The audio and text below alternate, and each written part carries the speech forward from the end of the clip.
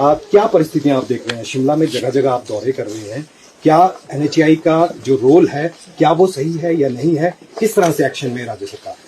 देखिए, पहले तो जिसका घर जाता है उसकी दिन रात मेहनत की कमाई होती है, बड़ी मुश्किल से पाई पाई जोड़कर एक बड़ा घर बनाता है और सोचता है कि शहर में मेरा घर बनेगा तो किराए से भी मेरा गुजारा हो जाएगा। और जिस प्रकार की कटिंग एनएचएआई कर रही है, इस मामले से मैं माननीय दिल्ली जाकर माननीय मंत्री नितिन गडकरी जी से भी बात करूंगा।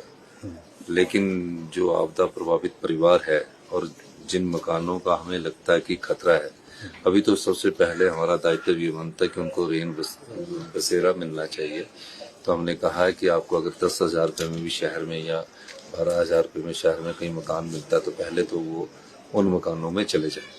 अपने रिश्तेदार के पास जाते हैं और रिश्तेदार भी अगर पैसा लेना चाहते हैं तो हम वो भी देंगे। उसके बाद जो बिल्डिंग गिरी है उसका मैं बात करूंगा और इन्हें पूरा क्लेम जो बिल्डिंग ये गिर रही है, वैसे तो हम आपदा राहत के लिए 7 लाख रुपए गांव के क्षेत्र में देते हैं, लेकिन शहर शिमला में मैं जानता हूँ बिल्डिंग बनाना बहुत मुश्किल काम है क्योंकि यहाँ मटेरियल की ढुलाई में ही काफी समय लग जाता है।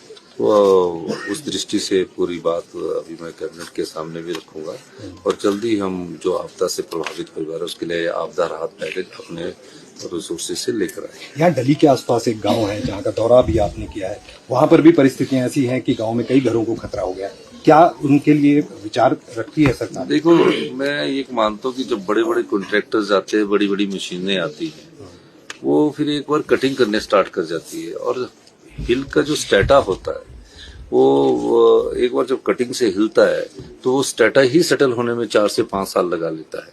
अब कटिंग होती है तो उसके ऊपर पूरा वो हो जाता है। लेकिन मेरा ये मानना है कि जो कॉन्ट्रैक्टर्स यहाँ आते हैं वो लोकल कॉन्ट्रैक्टर्स से यहाँ अगर आकर काम करवाते हैं तो उसका ज्यादा बेनिफिट होगा। अगर आप 90 डिग्री में पूरा ऊपर से पहाड़ काटोगे और ये सोचोगे और निचली तरफ आप डंगे लगाने की, रिटेनिंग वॉल लगाने की सोचोगे और वो कंसेप्ट क्या है, उस कंसेप्ट की कौन सी टेक्नोलॉजी को आप यूटिलाइज कर रहे हो, तो आप देख रहे हैं कि पिछले दिनों अगर रिटेनिंग वॉल भी लगाई तो पूरा का पूरा रिटेनिंग वॉल ही जिस तरफ अभी हम गए थे पूरी ढह गई है। तो इस प्रकार से नहीं चलने वाला। हिमाचल प्रदेश में कोई ऐसा नहीं कि सड़कें अभी बनी है, 70 साल से हम लोग भी सड़कें बनाते हैं, लैंडस्लाइड्स होते हैं, पर इतने बड़े लैंडस्लाइड्स हमने कभी नहीं देखे जो यहाँ हुए हैं। तो इसका मतलब है कि वो जो कटिंग का उनका तरीका है वो गलत है और हमारा ये प्रयास रहेगा कि हिमाचल जैसे एरिया में हम टनलिंग पर ज्यादा जाएं जो ज्यादा बेटर है।